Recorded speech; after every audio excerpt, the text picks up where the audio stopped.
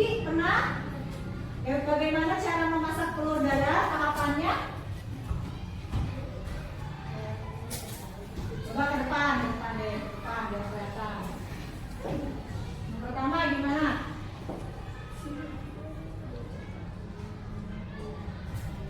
Diceplokin, terus kelapa, minyak yang panas. Jadi sebelumnya minyaknya udah dipanasin dulu. Terus kemudian dimasak sampai bisa masaknya. Oke, silakan tepuk tangan buat Tuti. Ada lagi siapa yang pernah bikin telur dadar bantu ibu ayahnya? Raya pernah? Coba ceritakan ke depan pengalaman Raya. Bagaimana membantu ibu ayahnya bikin telur? Pertama gimana kalau Raya? Pecahkan dulu telur. Oh, itu mah diaduk, dikocok ya.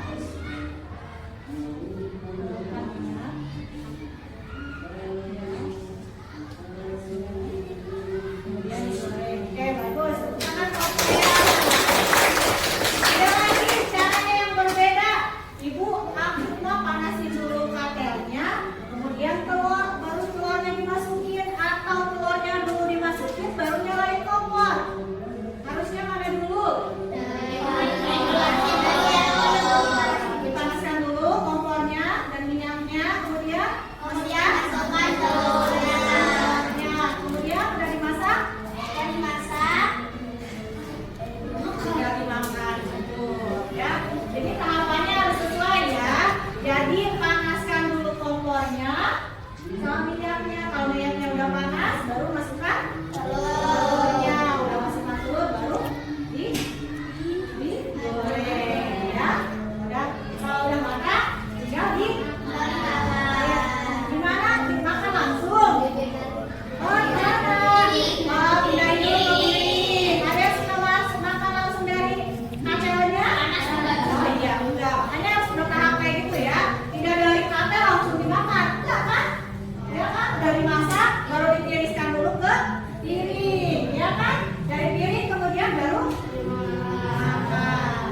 Ya, itu adalah tahapan-tahapan ketika membuat telur. Jadi harus bertahap ya. Tidak boleh misalkan kita mau makan telurnya langsung dari katel atau wajannya ya, panas. Ya, ada yang pernah kayak gitu? Makanya ya, segala sesuatu itu harus sesuai dengan tahapannya. Nah, itu tujuan pembelajaran kita hari ini. Yang pertama adalah tahu bagaimana cara berpikir dengan komputasional. Ya, berpikir komputasional. Yang kedua adalah menyebutkan contoh kegiatan sehari-hari kita yang membutuhkan cara berpikir komputasional. Yang ketiga adalah menyusun langkah-langkah sederhana secara logis dan terstruktur ya, untuk menyelesaikan masalah. Contohnya kayak tadi dalam menggoreng telur, ada tahapannya kan? Ya, tuh. Jadi kita akan belajar tentang masalah-masalah sehari-hari yang membutuhkan langkah-langkah terstruktur untuk memecahkan masalahnya. Ini di sini ibu punya video. Silakan kalian amati videonya ya.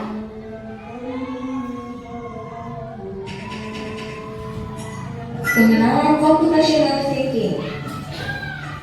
Hai teman kece, coba tebak apa artinya computational thinking atau berpikir komputasional? Adakah yang bermata jeli dan melihat kata komputasional di sini? Jadi mungkin ada hubungannya dengan komputer ya? Iya, betul sekali. Jempol buat kamu yang sudah menebak dengan benar. Berpikir komputasional adalah proses berpikir untuk menyelesaikan masalah dengan efektif dan efisien. Dalam ilmu komputer, proses berpikir ini dilakukan sebelum mulai menulis coding atau pemrograman. Jika sudah direncanakan dengan baik, maka coding yang ditulis akan sesuai dengan kebutuhan dan dapat diselesaikan dengan cepat dan tepat.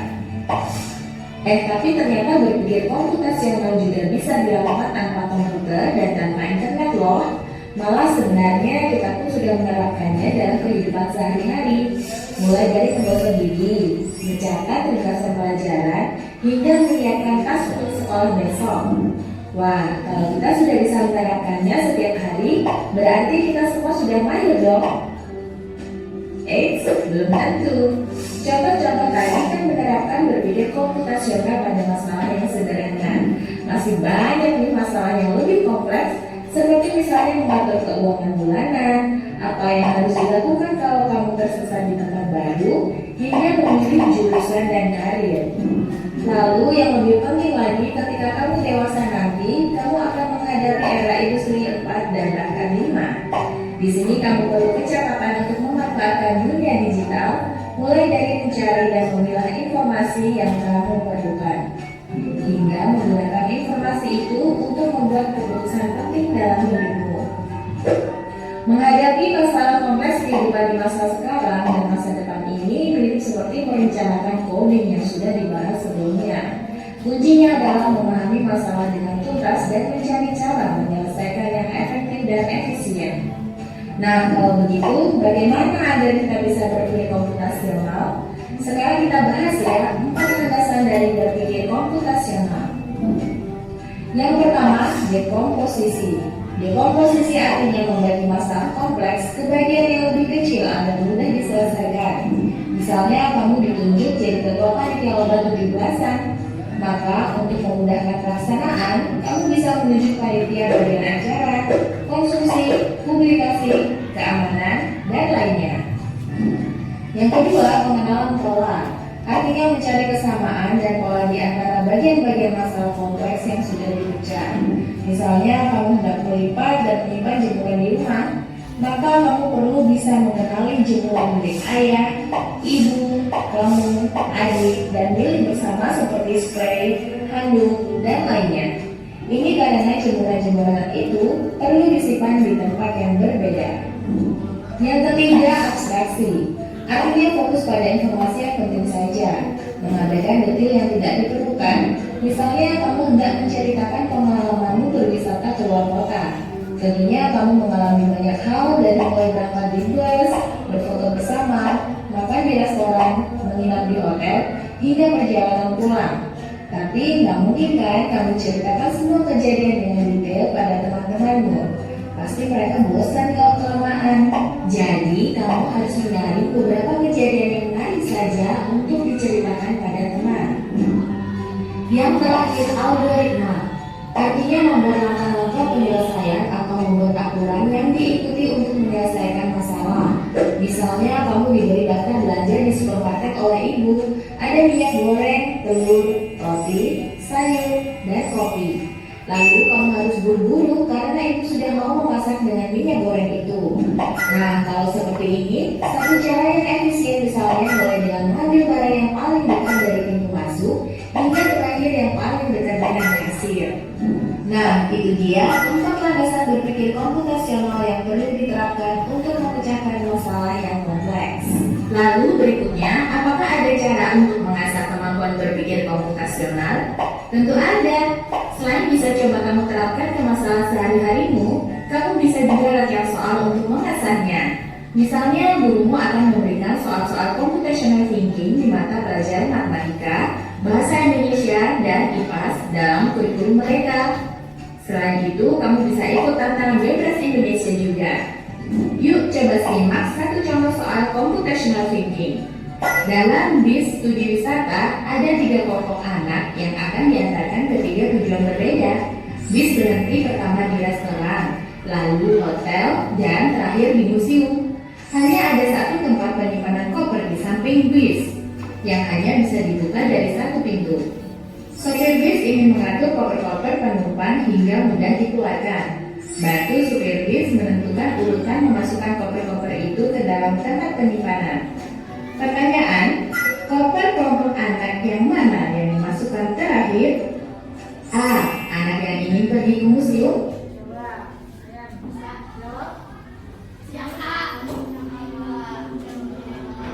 Koper kelompok mana yang dimasukkan terakhir? Terakhir mana uangnya? Kemana dulu katanya? Restoran.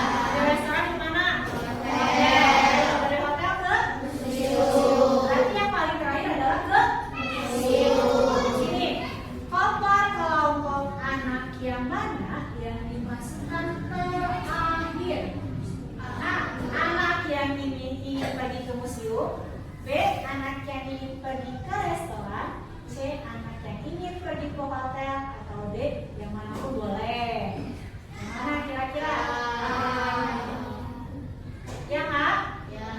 Kenapa yang A? Ada yang bisa jelaskan? Kenapa yang A? Ya, Nawaf, kenapa yang A, Nawaf? Tadi kan yang pertama pergi kemana dulu siklusnya? Restoran. Yang kedua ke yang ketiga ke museum. Makanya koma yang terakhirnya adalah yang disimpan adalah museum. Kenapa museum? Karena museum adalah tujuan lain. Jadi biar tersusun gitu. Sudah museum berarti koma yang keduanya adalah yang kedua dari belakang. Hotel. Betul. Yang paling cepat restoran. Kenapa? Koma yang mau ke restoran paling depan. Apa nama? Ya, karena tujuan pertama adalah ke restoran. Ini paham ya? Kita lanjutin. B. Anak yang ingin pergi ke restoran. C. Anak yang ingin pergi ke hotel. Atau D. yang mana pun boleh. Soal ini diadaptasi dari challenge.bebas.org. Kalau kamu tahu, coba ya dijawab di kolom komentar. Kita jawab ya. Kejar cita, kejar ilmu, raih cita.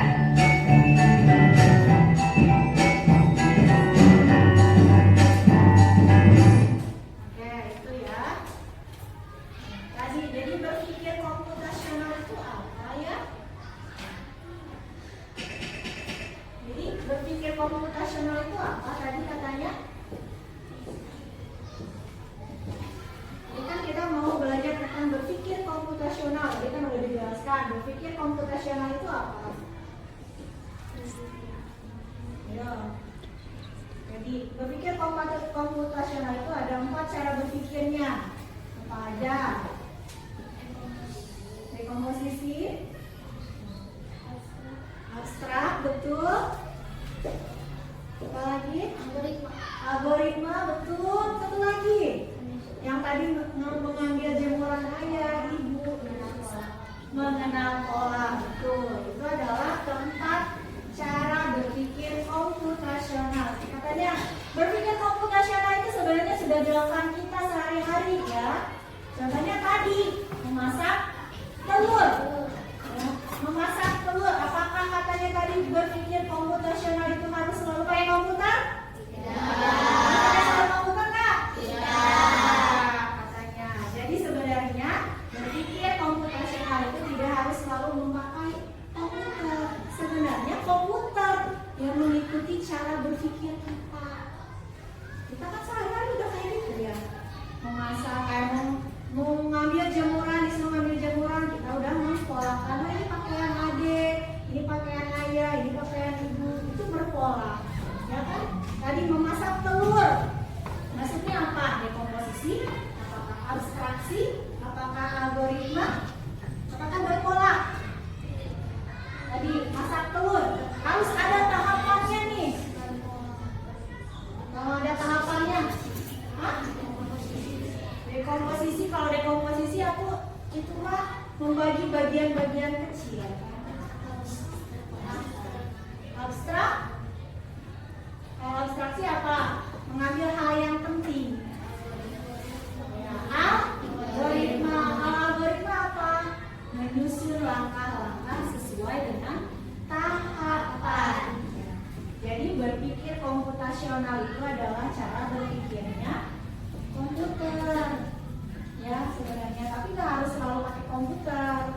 Ya berpikir komputasional itu ada 4 cara tadi. Yang pertama dekomposisi, yang kedua berpolaan, yang ketiga abstrak, yang keempat algoritma.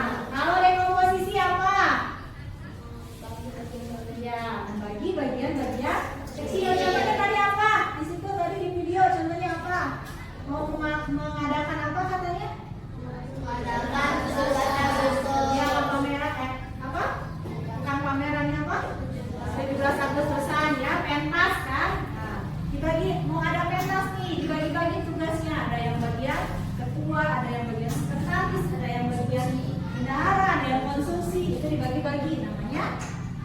posisi. Yang kedua berpola. Tadi contohnya apa? Yang berpola. Ya, betul. Yang mau mengambil jemuran pakaian. Oh, ini pakaiannya ayah yang ini, pakaiannya ibu ini. Tahu kan ciri-cirinya kalian? Oke. Yang ketiga abstrak. Contohnya apa abstrak? Apa? Ya, mengingat bagian-bagian penting. Kalau kita mah kayak semacam merangkum mungkin ya, kalau di buku mah begitu. Hal-hal yang penting, kira-kira yang pentingnya apa nih? Yang menurut sesuai dengan masalah yang dihadapinya. Yang keempat adalah algoritma.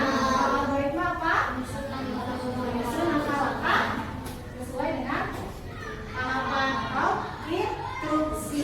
Oke, sekarang sesuai dengan tujuan pembelajaran tadi, kita akan lebih memperdalam tentang algoritmanya. Bagaimana menyelesaikan masalah yang terjadi dalam kehidupan sehari-hari sesuai dengan tahapan agar masalahnya dapat diselesaikan dengan baik.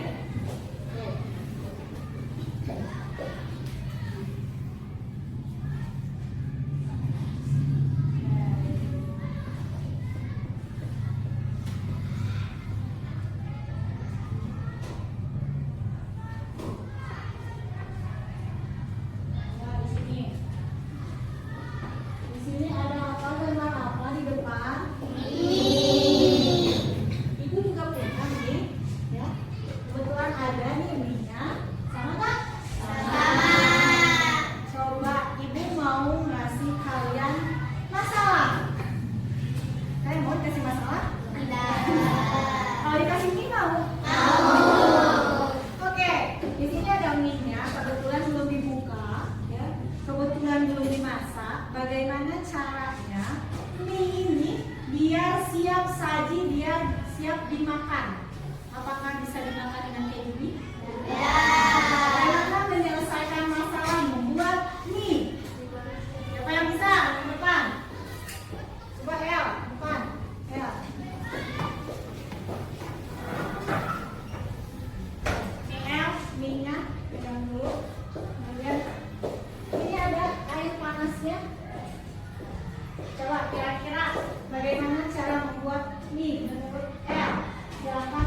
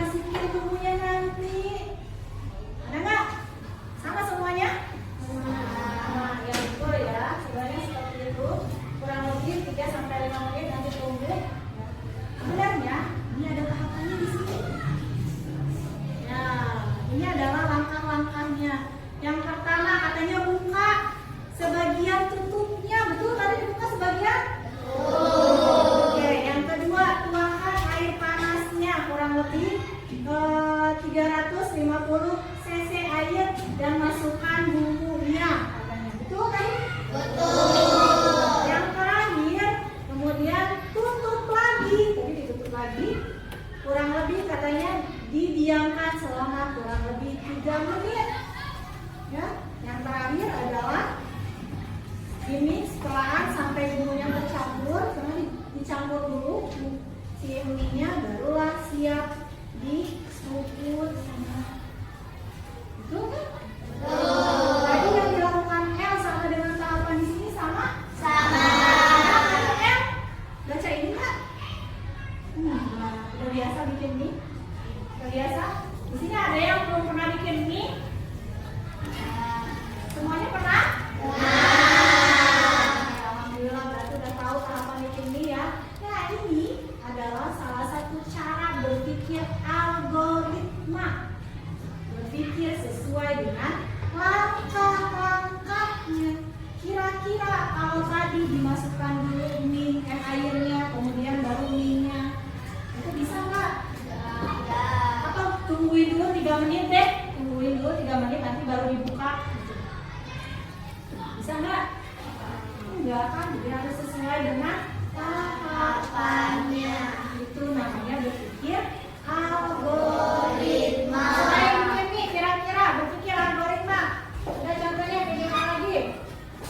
Dalam kehidupan sehari-hari, selain tadi bikin telur, sekarang bikin mie, kira-kira apa lagi yang berpikir secara algoritma dalam kehidupan sehari-hari menurut kalian? Apa lagi dalam kehidupan sehari-hari? Contohnya, selain bikin mie, bikin telur tadi, apa lagi yang membutuhkan tahapan? Kira-kira apa? Apa?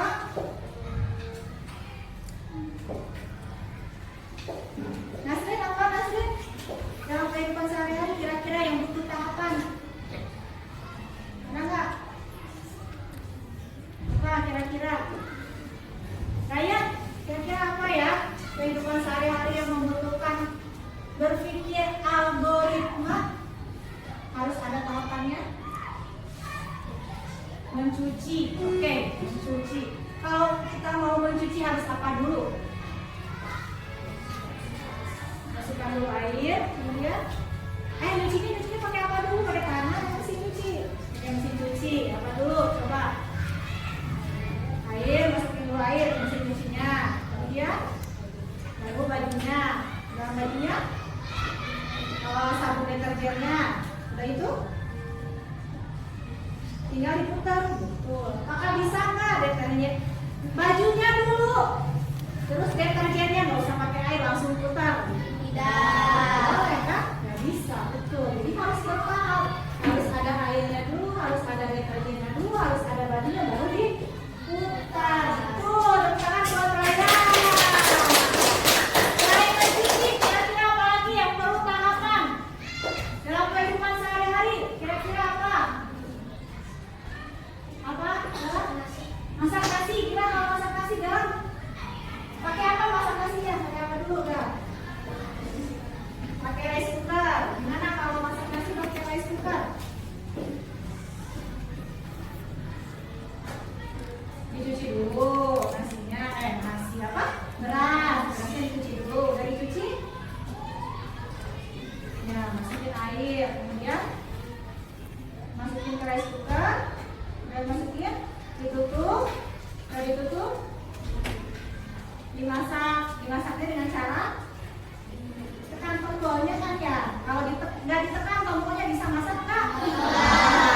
Kalau misalkan pernah nggak masak rice cookernya nggak ditutup, misalkan agak nggak rapet gitu ya, rice cookernya agak ngebuka sedikit, kira-kira akan masak nggak nasinya? Kalau masak nasi nggak pakai air di rice cooker bisa matang nggak?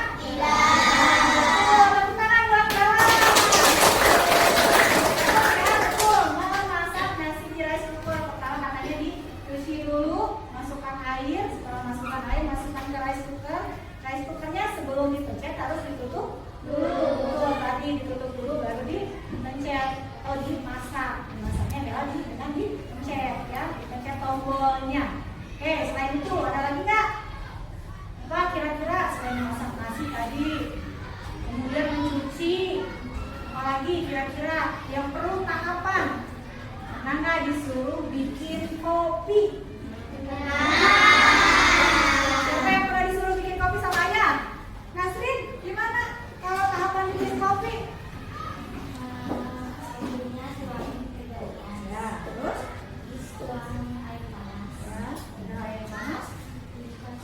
Dikocok pakai apa kocoknya?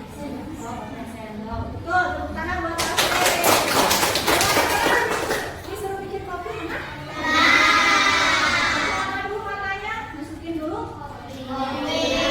Terus, udah ada kopinya di gelas? Air panas. Sudah air panas? Aduk dulu. Kalau udah diaduk? Ya, siap disajikan ya. Nah, itu adalah masalah-masalah sehari-hari yang sering kalian hadapi. Pernah kan? Nyuci?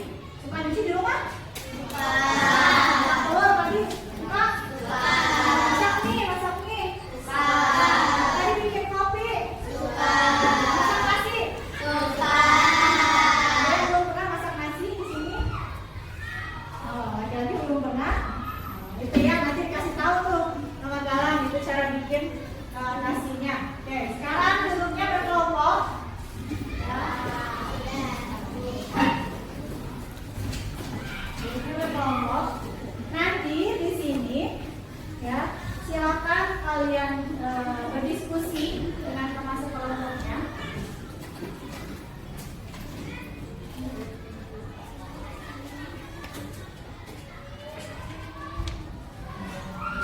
Di sini ada gambar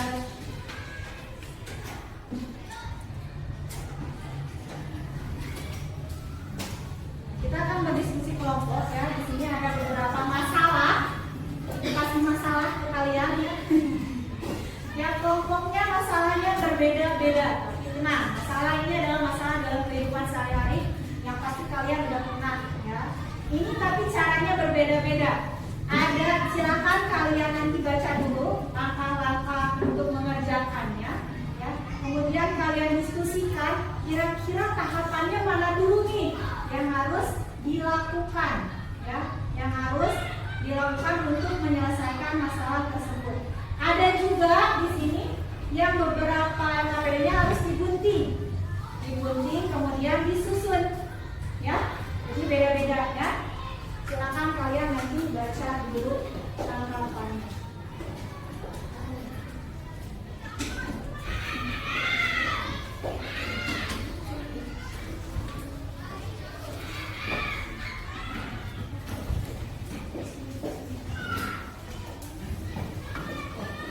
Silakan diskusikan terlebih dahulu sama teman kelompoknya.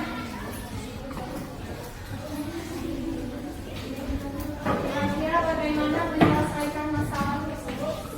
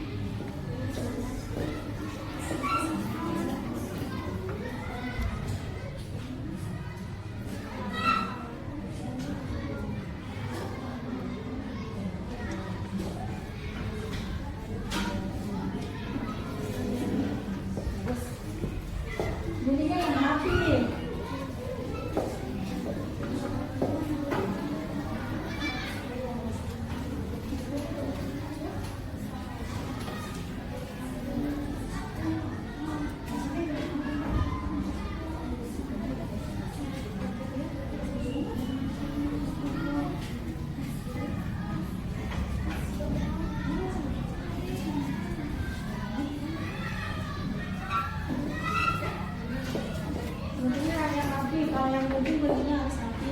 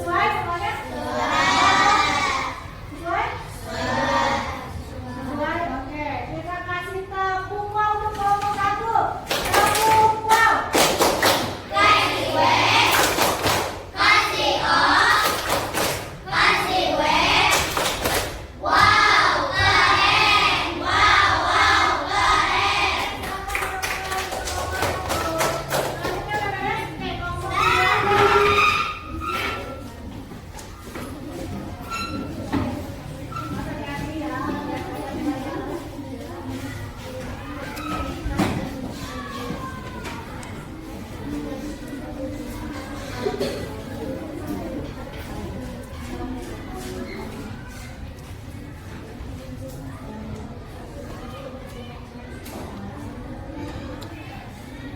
kelompok 3. Cara membuat jus mangga.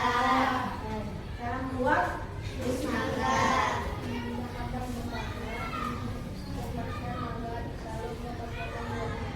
yang kencang yang kedengar. Tambah berdua, berdua, potongan mangga, potongan blender. Tambah blender, tambahkan air matang dan gula pasir ke dalam blender. Blender semua bahan sudah halus dan halus. Maka kalau enggak, tambahkan es batu untuk membuat jus segar. Maka garam, tuangkan jus ke dalam gelas dan siap dinikmati. Itu adalah langkah-langkah tahapan membuat jus mangga. Ada yang berbeda cara buat jus mangganya? Ada yang berbeda? Tadi yang pertama masukin dulu buahnya, kemudian pakai apa? Air, gula, kemudian dijus, dan dijus baru tambahkan es, terus bisa dinikmati. Ada yang berbeda cara membuat jusnya?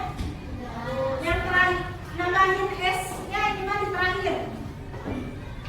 Ada yang suka berbeda dengan yang disampaikan?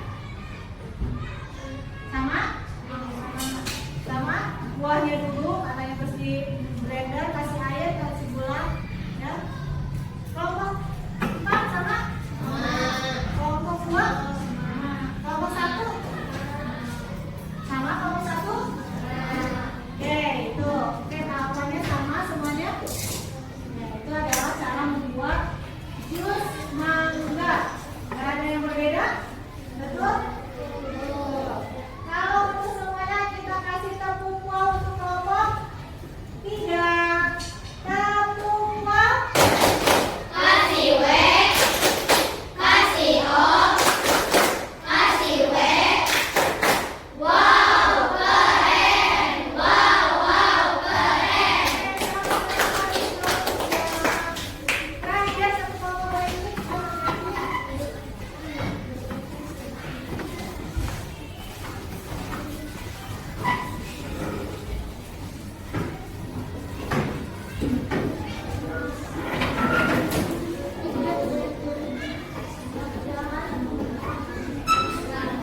Sikat gigi. Yang pertama, ambil pasta gigi dan sikat gigi. Kemudian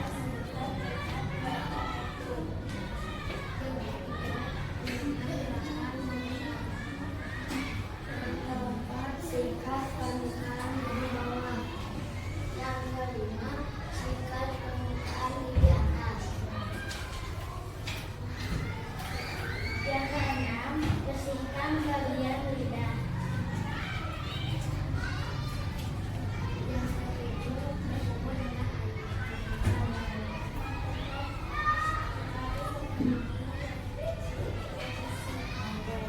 Itu adalah cara menyikat gigi menurut kelompok 2.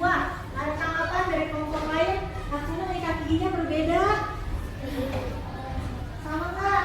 Oke, kelompok 1 sama? Kelompok 3? Kelompok 4? Sama. Oke, cara bagus sama semuanya. Berarti kita kasih tepuk wow untuk kelompok 2. Tepuk wow. kasih W, kasih O, kasih W. Wow, keren. Wow, wow, keren.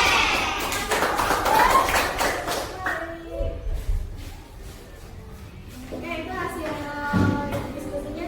Kumpulin.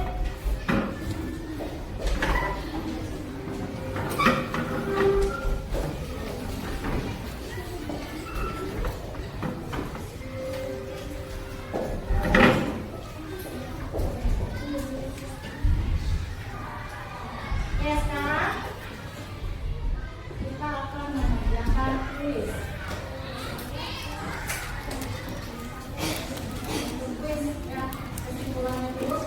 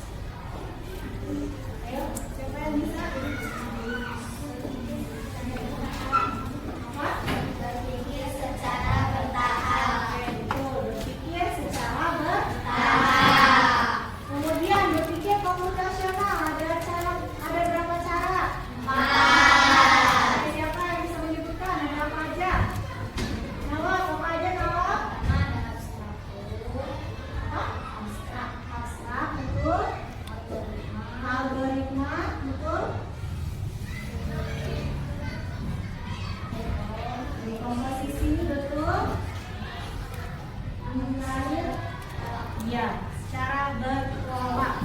Tuh.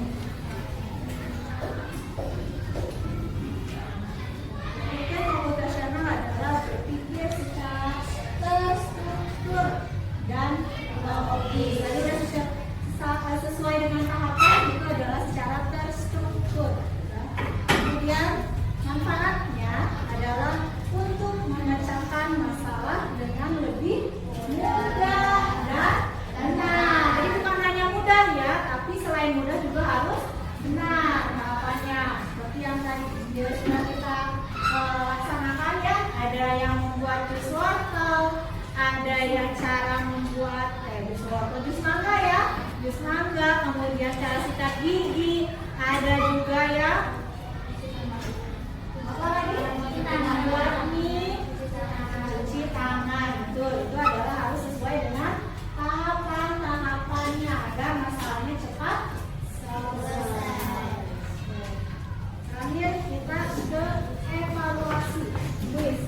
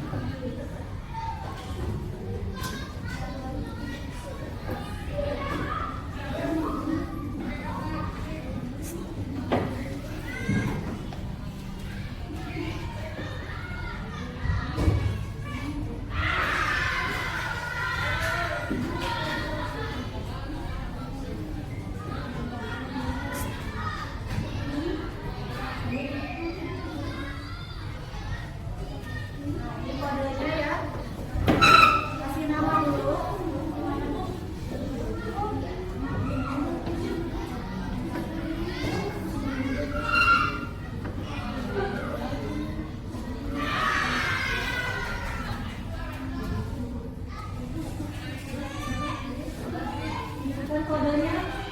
Ya, masukkan kode.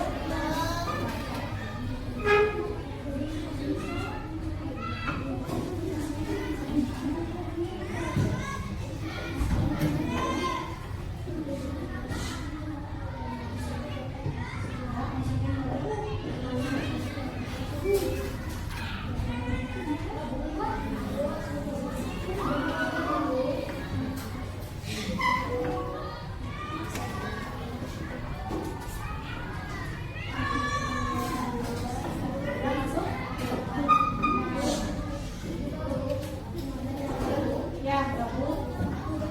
Kasih nama kelompoknya. Gabung.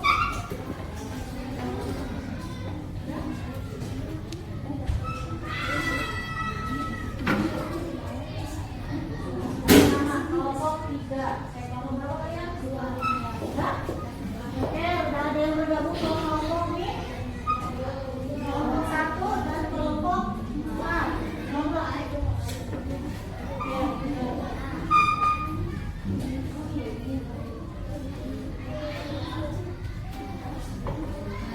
semuanya kan? Sudah masuk semuanya? Hati-hati ya. Karena itu kan layar sentuh, jadi layarnya gampang